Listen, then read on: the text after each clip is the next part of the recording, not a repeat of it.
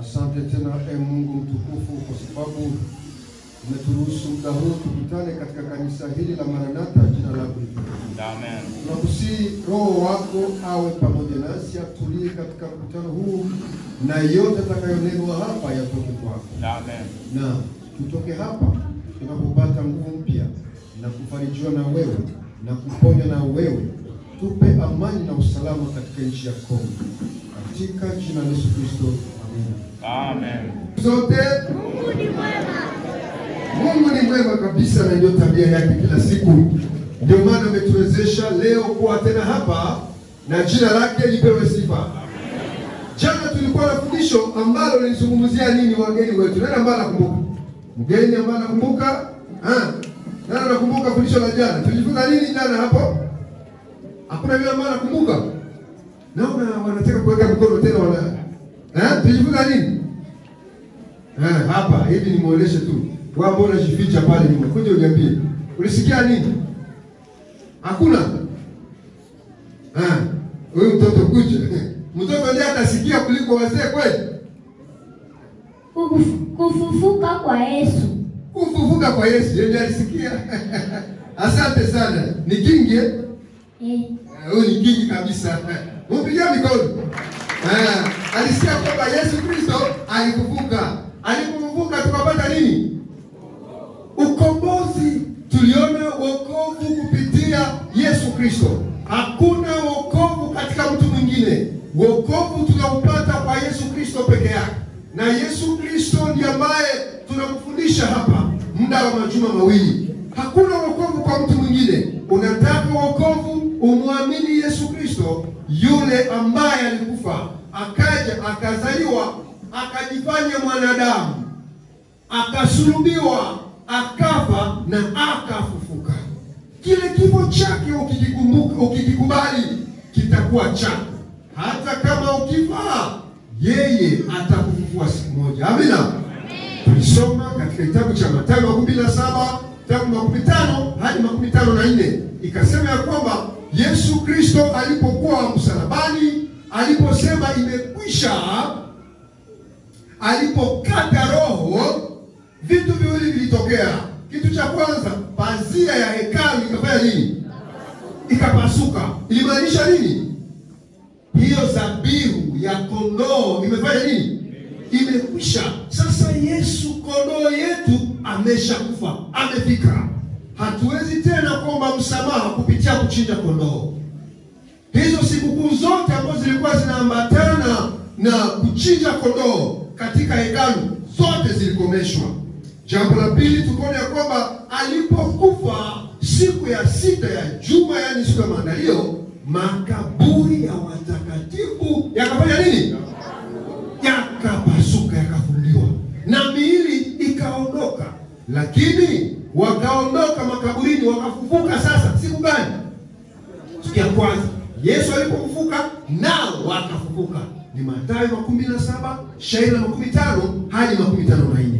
Tukaona ya kwamba hao wakaingia katika Yerusalema, na walikuwa ni wa vizazi vyote tangu Adamu hadi wakati ule. Katika kila kizazi kufufuka eshantio fulani, ili wajue kwamba Yesu sasa ana uwezo wa kufufua, na karibuni atakuja ili kufufua wafu na kuwachukua wale wote ambao wako hai.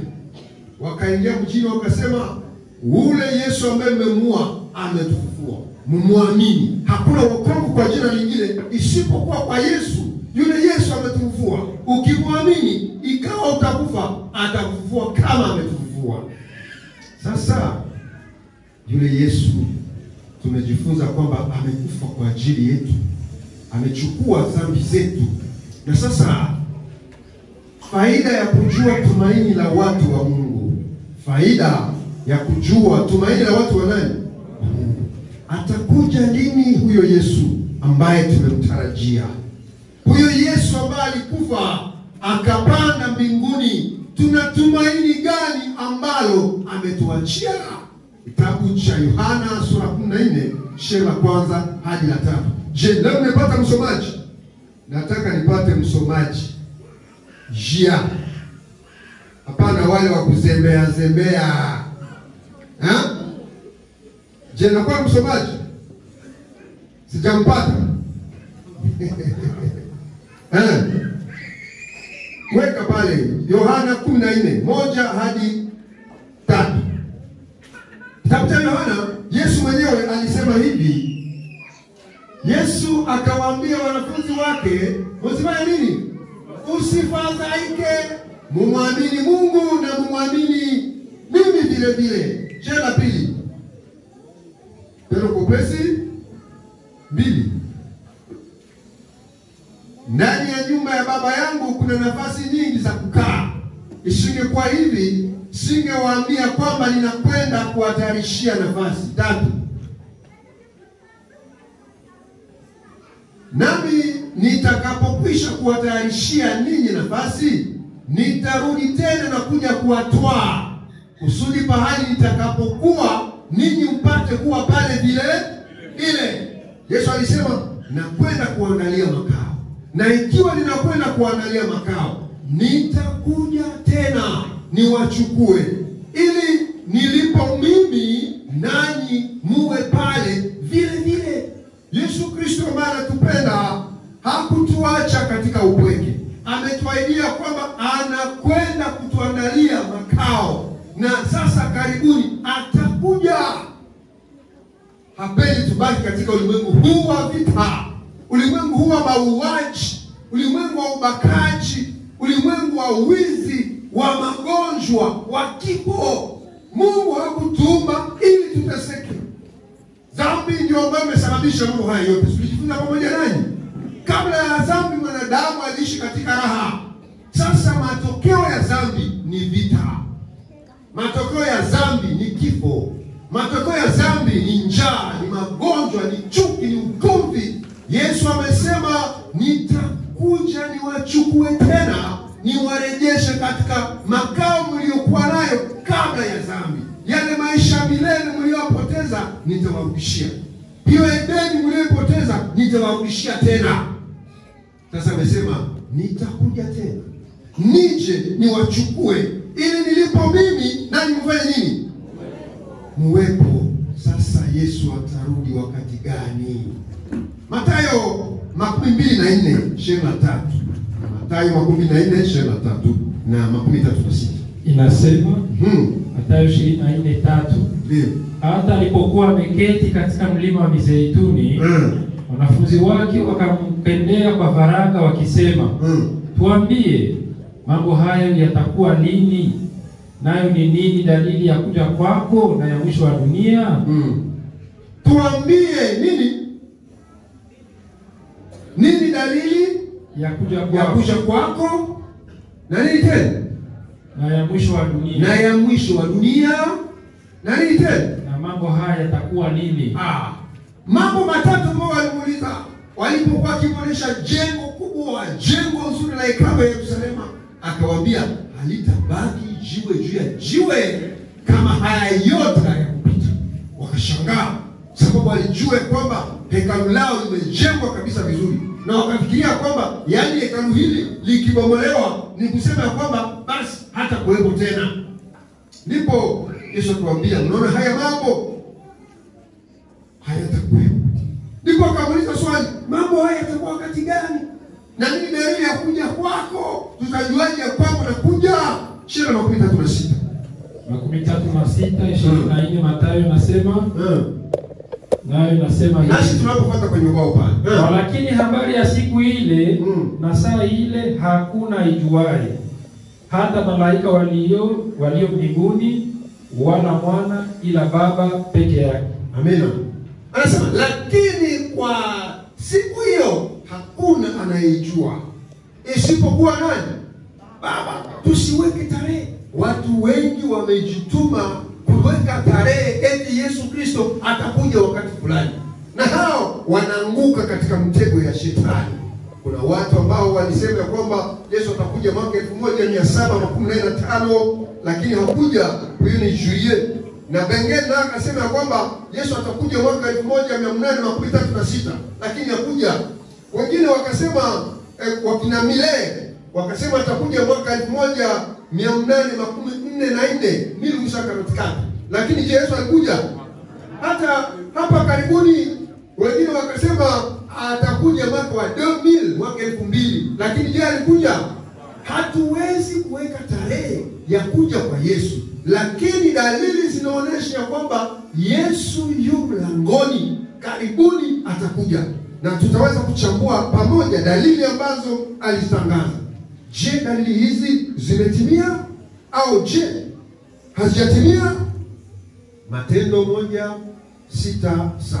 Kitabu cha Matendo sura ya kwanza 26 na 7. 6:7 Matendo inasema, basi walipokutanika wakamuuliza wakisema, je, Bwana, wakati huu ndipo unapowarudishia Israeli ufalme? Akawaambia, si kazi yenu kujua nyakati wala majira Baba aliyoyaweka katika mamlaka yake mwenyewe. Si kwenu kufanya nini? Kujua, lakini ni Baba mwenyewe.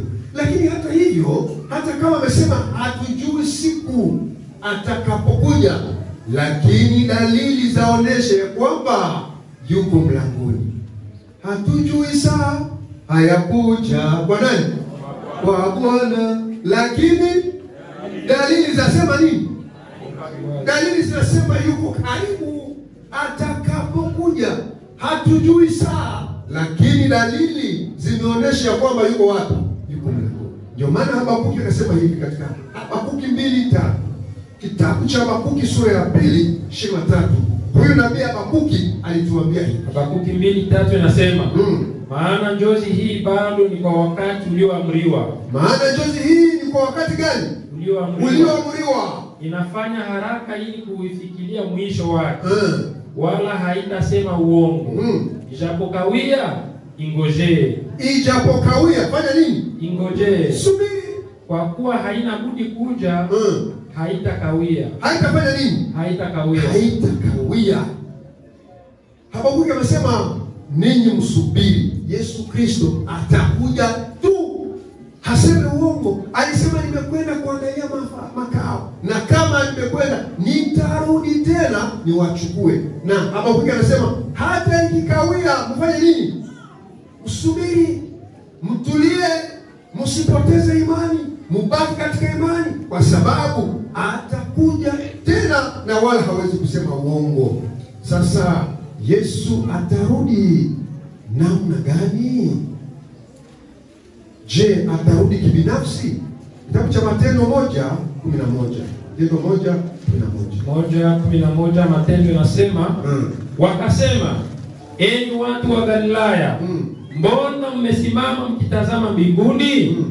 Huyu Yesu aliyechukuliwa kutoka kwenu kwenda juu mbinguni atakuja jinsi hiyo hiyo ulivyomuona akienda zake mbinguni. Mathia ateuliwa kuchukua mahali pa Yuda. Nasikia yule Yesu mnayemuona atafanya nini? Atakuja vile vile jinsi mnavyofanya nini? Mnavyomuona kipaa mbinguni. Kitabu cha Ufunuo 1:7 kinaongeza. Ufunuo 1:7. Ufunuo 1:7 inasema 1:7, tazama yuaja na mawingu. Tazama yuaja na mawingu. Na kila jicho litamwona. Na kila jicho litamwona. Na hao waliomchoma, hata wale waliomchoma, na kabila zote za dunia wataomboleza kwa ajili yake. Hata kabila zote za dunia zitafanyaje? Zitaomboleza kwa ajili yake. Naam, amina. Amina. Yesu anakuja upesi. Kila jicho litamwona. Walimu wengi wamefundisha leo ya kwamba Yesu atakuja atawaiba watu. Mmesikia tu mtu amepotea, yale sio mafundisho ya Biblia.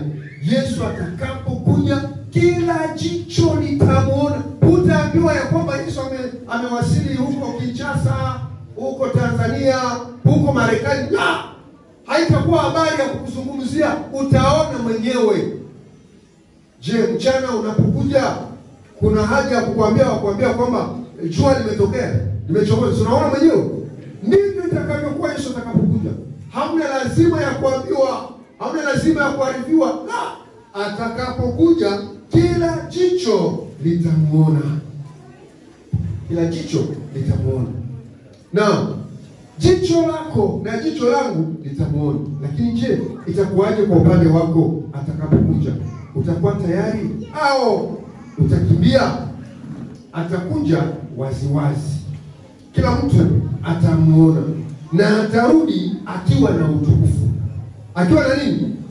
Na utukufu. Sio tena yule mseremala ambaye alikuwa kiranda mbao, sio tena yule ambaye alisulubiwa, sio yule ambaye alitemewa mate, sio yule ambaye alizaliliwa, sio yule ambaye tukanwa akatemewa mate. La, atakuja sasa na utukufu. Leo unaweza ukampokea au ukamkataa, lakini siku ile hautakuwa na uamuzi. Uamuzi wako ambao unaweza kufanya leo ndio ambao utakaosababishia wewe kumpokea au kukimbia atakapokuja. Mathayo 25 shairi la 31, 25 Mathayo 25 31. Nasemaje? Hapo atakapokuja Mwana wa Adamu katika utukufu wake na malaika watakatifu wote pamoja naye, ndipo atakapoketi katika kiti cha utukufu wake. Anasema atakuja na nini? Na utukufu wake. Hatakuja kwa siri, atakuja anapokuwa na utukufu, na ule utukufu ndio ambao utawashangaza na kuwakimbiza wale ambao walikuwa wakicheza na dhambi. Tusicheze na dhambi, sababu tukicheza na dhambi ni shida. Atakapokuja kila jicho litamuona. Atarudi waziwazi, hatarudi kwa siri. Hutaambiwa kwamba ametokea mahali fulani. La, tumesoma yale mashairi. Yesu atarudi akiwa na utukufu. Hatarudi tena kama yule ambaye alikuwa anajinyenyekeza, yule ambaye alitukana, yule ambaye alivika taji ya miba. La, atarudi kama mfalme. Sasa Yesu sababu gani atarudi? Anakuja sababu gani? Anakuja kumlipa kila mtu kulingana na matendo yake. Ni Ufunuo 22:12. Ufunuo 22:12 inasema, tazama naja upesi, tazama naja upesi, na ujira wangu u pamoja nami, na ujira wangu u pamoja nami, kumlipa kila mtu kama kazi yake ilivyo, kumlipa kila mtu kama kazi yake ilivyo. Yesu Kristo atakuja ili kukulipa kulingana na matendo yako. Unapokuwa bado hai, una matendo gani? Matendo yako yatalipwa. Matendo yangu yatalipwa. Kesho ndipo utachambua fundisho hilo kwa undani. Lakini tukijua kwamba Yesu anapokuja, anakuja kukulipa kulingana na matendo yako. Sasa jambo la pili ambalo litamleta ni kukusanya wateule wake toka ulimwengu wote. Tumesoma katika Mathayo 14:31. Imesema nini? Mathayo 14:31. 14:31 nayo inasema, naye atawatuma malaika zake pamoja na sauti kuu ya parapanda. Atawatuma malaika wake anapokuja, nao watawakusanya wateule wake toka pepo 4, toka mwisho huu wa mbingu mpaka mwisho huu. Malaika watafanya nini? Watakusanya wateule wa Bwana, wawakusanye wote na wapande mbinguni. Amina. Amen. Hiyo ndio shabaha ambayo anamsukuma Yesu aje. Anakuja ili kumlipa kila mtu, na malaika zake watakusanya watu waaminifu, waliokufa na walio hai, wote watamlaki. Wathesalonike wa kwanza sura 4 shairi la 16 na 17. Thessalonika wa kwanza sura 4 16 na 17 inasema, sababu Bwana mwenyewe atashuka kutoka mbinguni pamoja na mwaliko na sauti ya malaika mkuu na parapanda ya Mungu, nao waliokufa katika Kristo watafufuliwa kwanza. Nao waliokufa katika Kristo watafanya nini? Watafufuliwa kwanza. 17. Kisha sisi tulio hai tuliosalia tutanyakuliwa pamoja nao katika mawingu, ili tumlaki Bwana hewani, na hivyo tutakuwa pamoja na Bwana milele. Amina. Amen. Anasema sasa na sisi ambao tuliosalia tutafanya nini? Tutanyakuliwa ili tumlaki Yesu wapi? Mbinguni. Yesu anapokuja, makaburi ya watakatifu yatafunguliwa.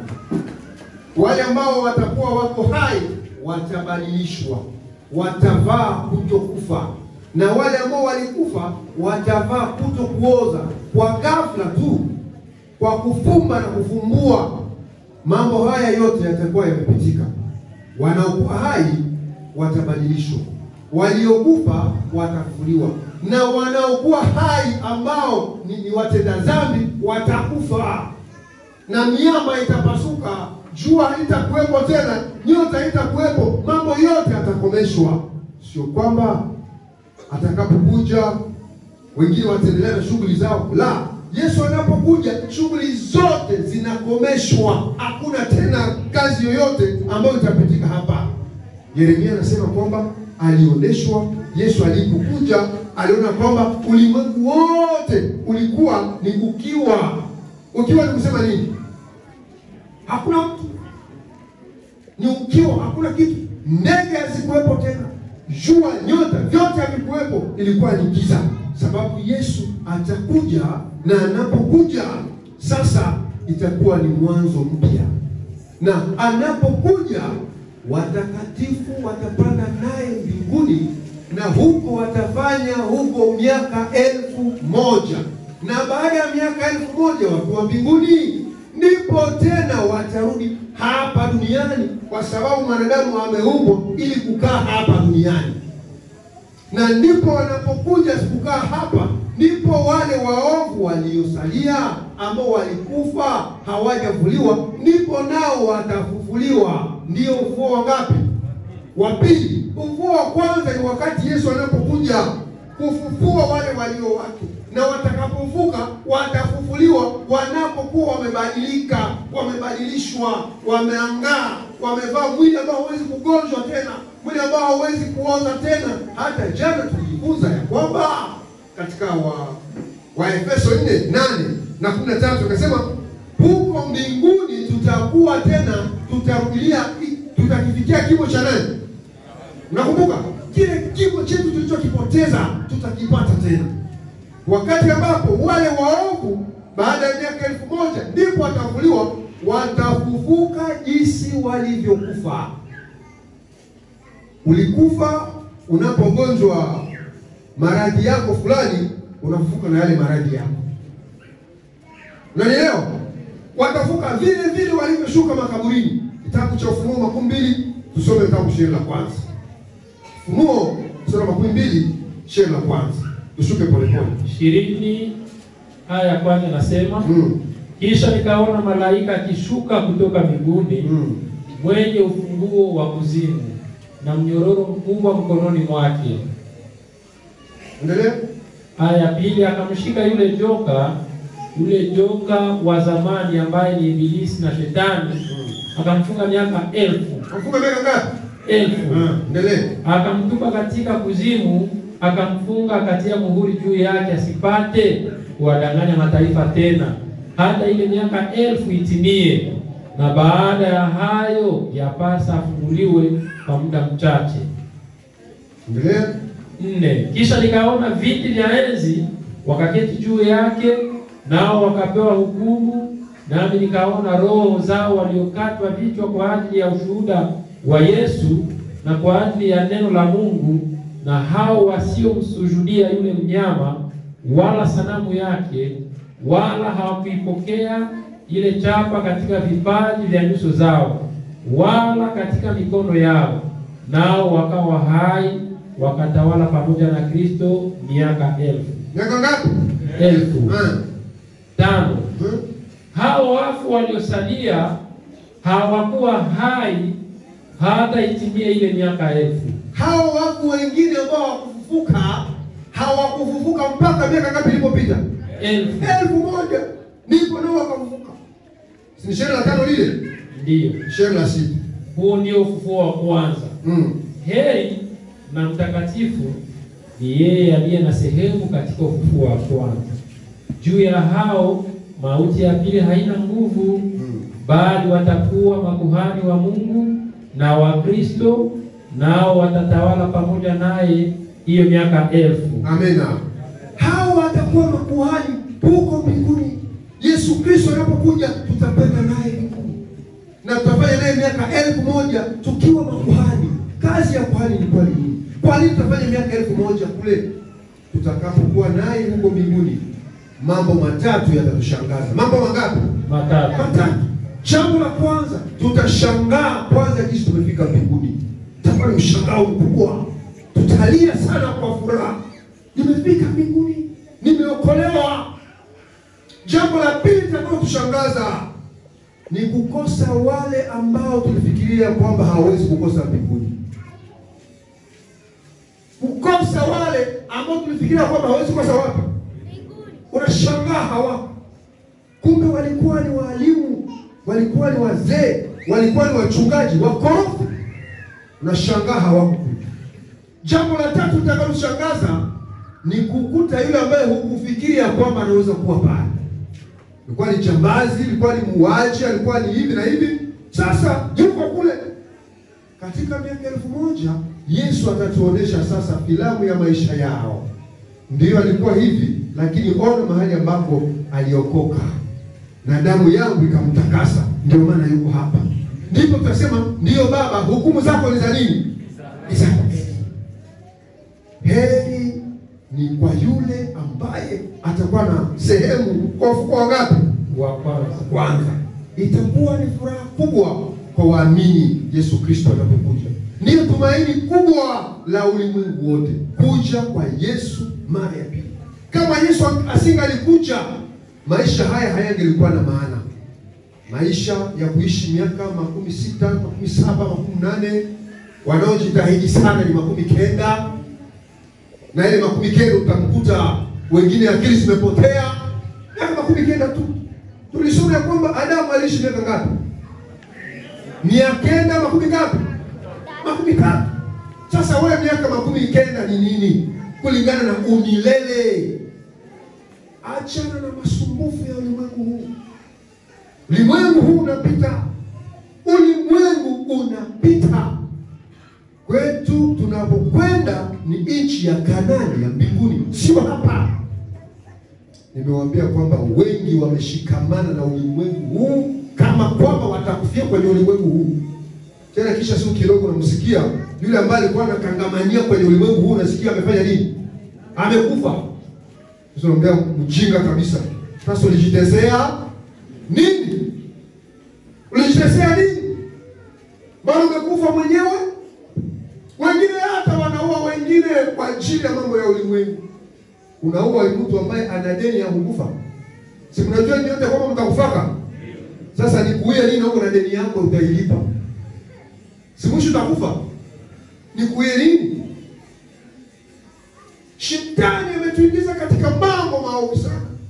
Kutuonesha tamaa ya ulimwengu, tusahau Yesu Kristo, tusahau ulimwengu ambao tumeandaliwa, tusahau Edeni ambao tumeandaliwa, na kutuonesha kwamba maisha yetu ni hapa tu, tufurahie kuishi hapa. Miaka yako 50, 60, 70, hata 100 wakikupatia, kisha miaka 100 utaenda wapi? Unakufa. Utalinganisha ile miaka na umilele, maisha yasiyokoma. Yesu Kristo anakuja karibuni. Ni furaha kwa waamini. Isaya 15 shairi la 8 na la 9. Isaya 15 8 9. 15 8 9 Isaya nasema amemeza mauti hata milele. Amemeza nini? Mauti hata milele. Amina. Amen. Yesu amemeza mauti. Atakapokuja mauti hayaenda kuwepo tena. Na Bwana Mungu atafuta machozi katika nyuso zote, na aibu ya watu wake ataiondoa katika ulimwengu wote. Yesu Kristo mwenyewe atafanya nini? Atafanya nini? Atafuta machozi kwa kila jicho la wana wake. Tumesumbuka katika ulimwengu huu, hasa sisi Wakongomani. Tukikosa mbingu itakuwa ni aibu kubwa. Mnanielewa? Wakongomani tukikosa mbingu ni aibu kubwa. Nini ambacho tunaweza tukajivunia hapa kwenye dunia hii?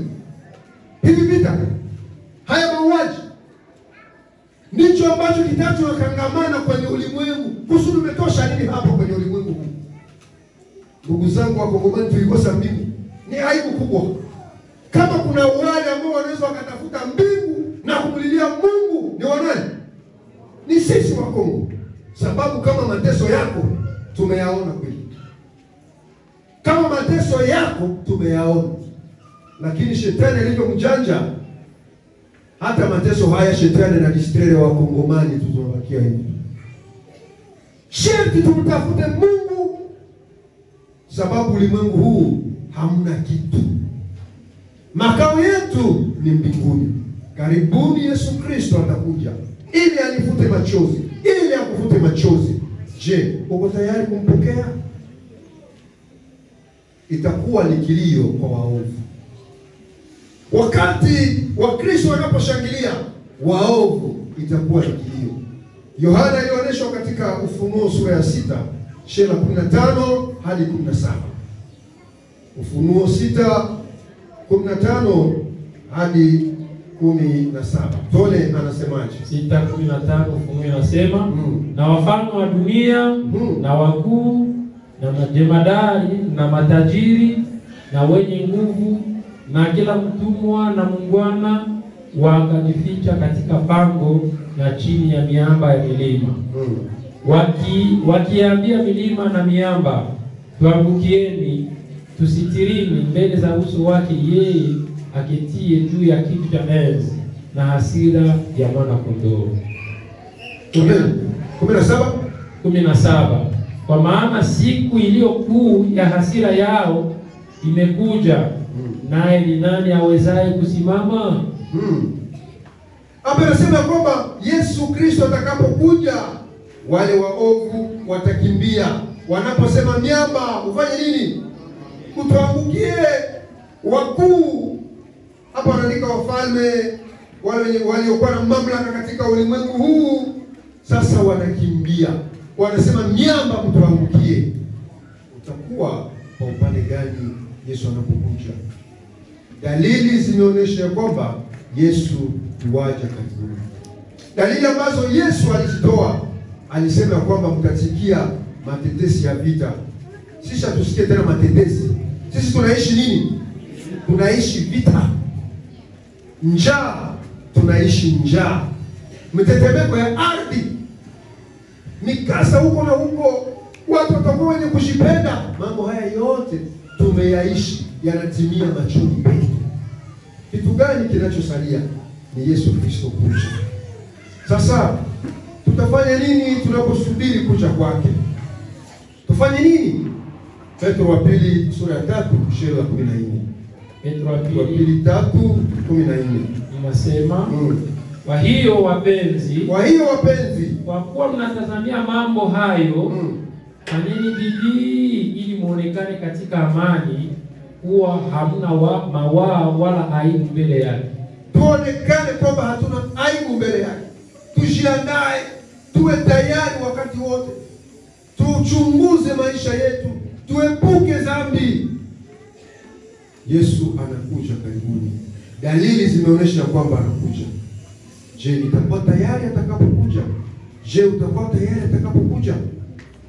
Wangapi ambao wanasema, Baba, jioni ya leo nataka uniandae. Utakapokuja niwe miongoni mwa wale ambao watakulaki wale wataweza kusimama. Wale ambao wanasema, nataka Yesu unibadilishe, uniweke kwa tayari, ili unapokuja niwe tayari na mimi kukulaki wale. Je, kuna mgeni ambaye tena anaweza kufanya hatua na kusema, nataka niweke maisha yangu mikononi mwako Yesu, ili unapokuja niwe miongoni mwa watakao kulaki wale. Wale ambao wanasema, nataka nianze maisha mapya pamoja nawe Yesu, tutawaita waje hapa mbele ili tena tupate Bwana ombi kwa ajili yao. Wale ambao wanasema, nataka nianze maisha mapya pamoja na Yesu Kristo, nataka nitembee pamoja nawe, maisha yangu nataka yawe mapya. Asante sana. Mungu akubariki sana. Asante. Mungu atubariki sana. Wale ambao wanasema nataka nianze maisha mapya, asante kwa kuamua kuanza maisha mapya. Nani mwingine anasema nami nataka nianze maisha mapya? Asante, ubarikiwe. Nakusubiri mwingine ambaye anasema nataka nami nianze maisha mapya, Yesu Kristo anapokuja niwe miongoni mwa wale watakao lake. Asante, ubarikiwe sana.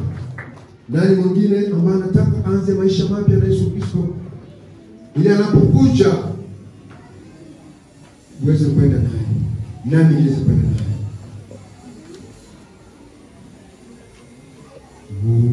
Amen. Yulangoni ndiye aliyetupia maramote wampendao. Yesu Kristo yuko mlangoni. Je, utakubali kuanza maisha wako pamoja naye, ili anapokuja aweze kukusanya na wewe? Anakuja karibuni.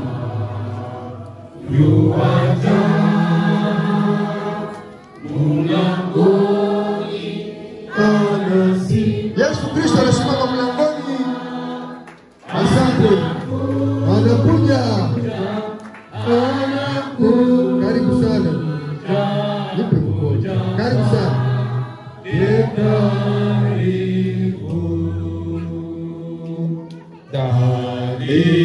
Dalili za kuja kwake. Karibu sana.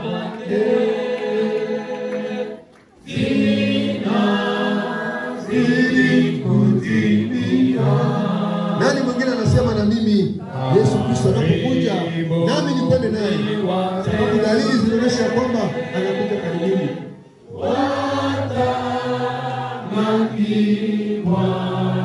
Yesu Kristo yuwaja. Asante sana. Karibu sana.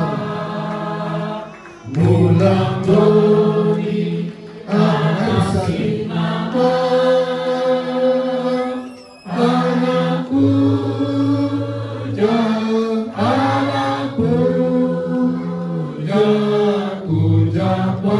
Yesu Kristo karibuni anakuja. Je, uko tayari akuleke umulaki? Uko tayari? Tunakusubiri.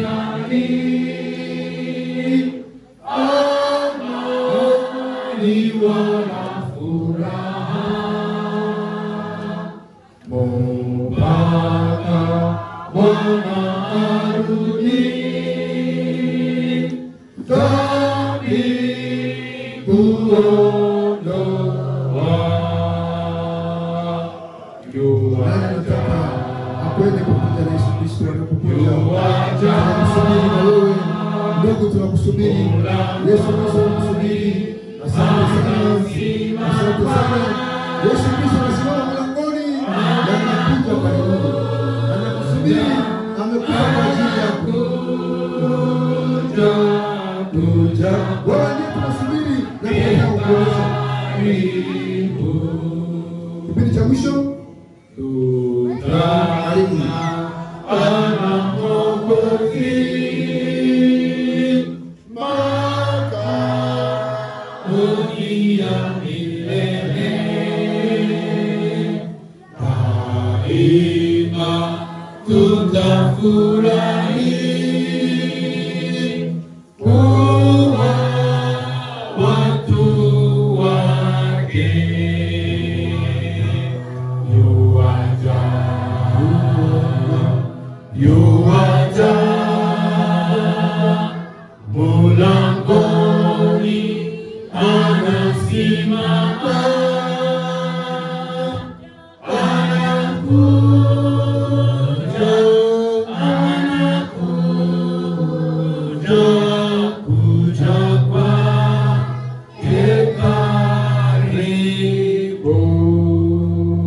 Mungu atubariki katika jina la Yesu.